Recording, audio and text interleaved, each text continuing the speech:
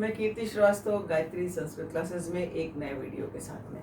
पिछले वीडियोस में मैंने आपको द्वितीय विभक्ति का प्रयोग कैसे होता है, द्विकर्मक धातुएं कैसे प्रयोग होती हैं, तृतीय विभक्ति के शब्द कहाँ प्रयोग होते हैं, यानी शब्द रूपों को हम द्वितीय और तृतीय विभक्ति में कैसे प्रयोग करते हैं। उसके लिए शब्दों की मैंने आपको लिस्ट बताई है कि इस तरह से शब्दों का प्रयोग होता है।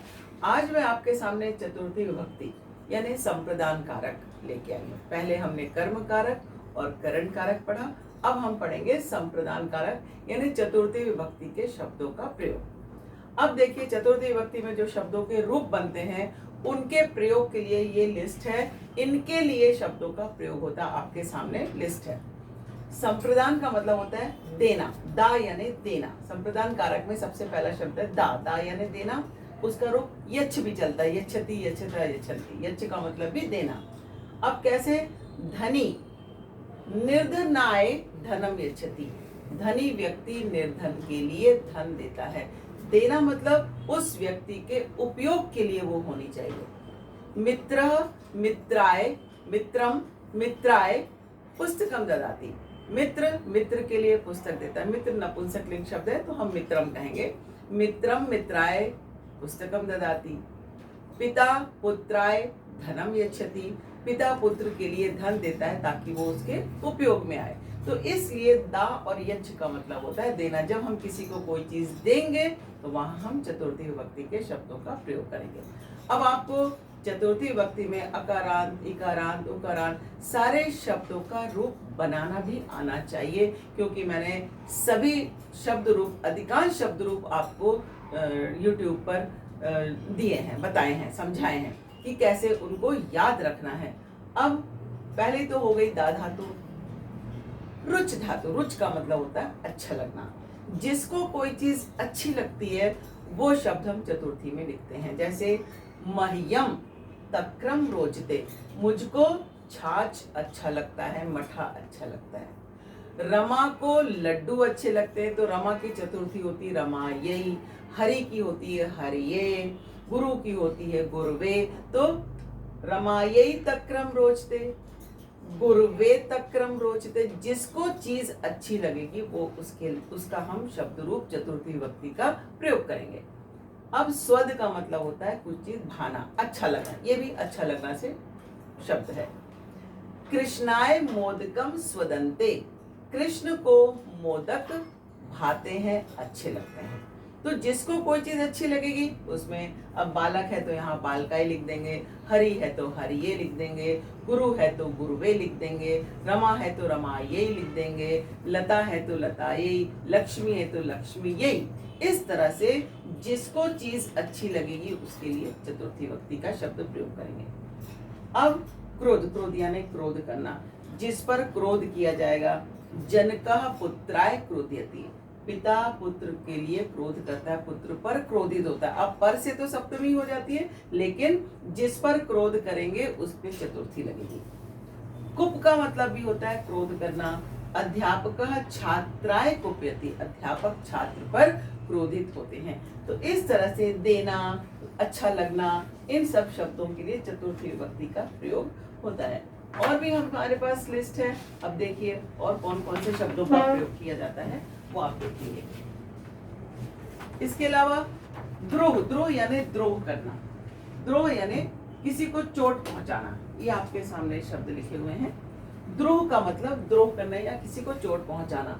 रावण रामाय द्रोहयति, रावण राम को चोट पहुंचाता है। फिर अब जिससे ईर्ष्या करेंगे उसमें चतुर्थी लगी है ना, किसी से जलन होना। रमा शीला यही ईर्ष्याति, ईर्ष्यति। शीला की चतुर्थी होती शीला यही। राम की होती है रामाय। ये पुल्लिंग शब्द है, ये स्त्रीलिंग शब्द है। अब असूया, ये भी ईर्ष्या के जैसा ही शब्द है, असूया करना। दुर्जनः सज्जनाय असूयति, दुर्जन सज्जन से ईर्ष्या करता है, उसके लिए द्वेष भाव रखता है मन में। स्प्रह का मतलब होता है पसंद करना, कोई चीज पसंद आना। राधा पुष्पेभ्य स्पृहयति, राधा को पुष्प बहुत पसंद है, तो हम जो चीज पसंद है उसमें चतुर्थी। जो जिससे ईर्ष्या या द्वेष रखता है उसमें पंचमी, चतुर्थी सॉरी, जो ईर्ष्या करेगा चतुर्थी, जो द्रोह करेगा उसमें। तो इस तरह के शब्दों की लिस्ट आपको याद होना चाहिए और चतुर्थी विभक्ति के शब्दों का रूप बनाना चाहिए कि पुल्लिंग में क्या बनेगा, स्त्रीलिंग में क्या बनेगा, अकारांत में क्या बनेगा, उकारांत में क्या बनेगा, इकारांत में क्या बनेगा। इस तरह शब्दों के रूप की आपकी चतुर्थी विभक्ति आपको पता होनी चाहिए इन शब्दों के लिए। अब नमः, स्वस्ति, स्वधा, अलम। अलम का मतलब यहाँ पर्याप्त। एक अलम हमने तृतीय विभक्ति में प्रयोग किया था जिसका अर्थ होता है मना करना, अलम विवादेन, अलम कोलाहलेन। लेकिन यहाँ चतुर्थी विभक्ति में जब अलम प्रयोग होगा तो उसका अर्थ है पर्याप्त, काफी है। अब उसके लिए हमने प्रयोग किया है, आप देखेंगे और भी शब्द हैं, इनका जो प्रयोग है वो इस तरह से है। नमः, नमः का एक अव्यय पद है। अव्यय मतलब इसका कोई भी रूप नहीं बनता। नमः यानी नमस्कार। तस्मै श्री गुरुवे नमः, ये गुरुवे चतुर्थी है। हम रोज प्रयोग में लाते हैं शिवाय नमः, गणेशाय नमः, पित्रे नमः। पितृ की चतुर्थी विभक्ति होती है पित्रे नमः। राजा को नमस्कार है, राज्ञे नमः। ये डॉट नहीं है, इसको राज्ञे पढ़ेंगे, राज्ञे नमः। लक्ष्मी देव्यै नमः। फिर नमः ते, ये शब्द हम प्रतिदिन यूज करते हैं। ये ते चतुर्थी विभक्ति है। तुमको नमस्कार है, नमस्ते का अर्थ होता है तुमको नमस्कार है। ये हमारे प्रतिदिन प्रयोग में आने वाले शब्द हैं। नमः के लिए शिवाय नमः, गणेशाय नमः, गुरुवे नमः, जिसको भी हम नमः बोलेंगे उसमें चतुर्थी विभक्ति का शब्द लगेगा। अब स्वस्ति का मतलब कल्याण। प्रजाभ्य स्वस्ति, प्रजा का कल्याण हो। स्वाहा, आहुति देना। अग्नये स्वाहा, अग्नि के लिए आहुति दी। अब यहाँ अलम का मतलब ये पर्याप्त हमने बताया। मल्लह मल्लाय अलम, एक मल्ल यानी युद्ध करने वाला, जो जिसको हम कहते हैं मल्ल। मल्लाय अलम, एक मल्ल जो है दूसरे मल्ल के लिए पर्याप्त है। मल्ल कौन होता है? जो पहलवान होता है। तो मल्ल यानी पहलवान, पहलवान के लिए पर्याप्त है। रामः रावणाय अलम, राम रावण के लिए पर्याप्त है।